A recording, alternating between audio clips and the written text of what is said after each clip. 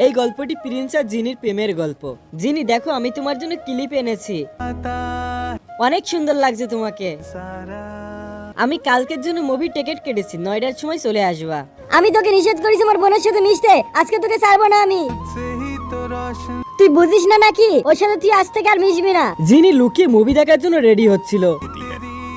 এত সেজেগুজে কোথায় যাচ্ছিস? আমি প্রিন্সের সাথে মুভি দেখতে যাচ্ছি। তোর মাথা ঠিক আছে? এখন রাত 9টা বাজে আর ওর সাথে মিশতে আমি তোকে নিষেধ করছি না? আমি যাবই, আমি প্রিন্সকে অনেক ভালোবাসি। তুই যাবি না? এক কথা বুঝতে পারিস না? আর এদিকে প্রিন্স জিনির অপেক্ষা করছিল। এরা দুই বোন আমাদের টাকা দেয়নি, এদের ঘর বাড়ি ভেঙে দাও।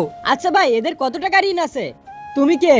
ওনাদের টাকা আমি দিব। আমি শহরে কাজ করতে যাচ্ছি, প্রতি মাসে আমি আপনাদের টাকা পাঠিয়ে দিব। ঠিক আছে, এই মাসের জন্য আমরা তোমার ঘড়িয়া সাইকেলটা নিয়ে যাচ্ছি।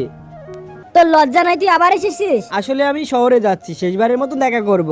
যিনি তোর সাথে দেখা করতে চায় না, তুই দূর হয়ে যা। ওকে বললো আমি যখন ফিরে আসবো তখন ওকে বিয়ে করব। কোথায় যাচ্ছিস? ও তোকে ছেড়ে শহরে ভেগে গেছে, ও তোকে ধোঁকা দিয়েছে। 5 বছর পর প্রিন্স গ্রামে ফিরে আসে। কোথায় আমার জিনি? ওর বিয়ে হয়ে গেছে।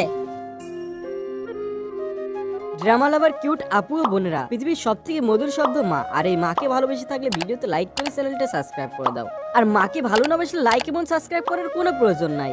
এটা কি আপনার বাচ্চা? হ্যাঁ, কিন্তু আপনি কে? আমি আমার বন্ধু জিনির সাথে দেখা করতে এসেছি। বউ তাড়াতাড়ি ভিতরে যাও, ওনার জন্য নাস্তা তৈরি করো। প্রিন্স, এটা দেখে অনেক খুশি হলাম যে তুমি সফল হয়ে গেছো। তুমি কি বিয়ে করেছো?